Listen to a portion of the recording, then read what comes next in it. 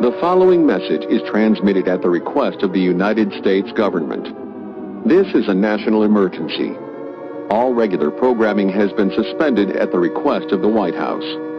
At noon Eastern Daylight Time, the North American Aerospace Defense Command detected 7 nuclear missiles headed directly for the continental United States, and the following cities will be impacted within 20 minutes: Los Angeles, Seattle, Phoenix, Houston, Chicago, New York City, and Washington, D.C. All residents within a 200-mile radius of these areas should seek a fallout shelter immediately.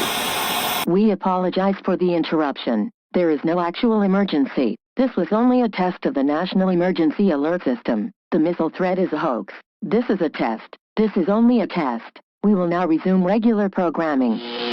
Broadcast interference.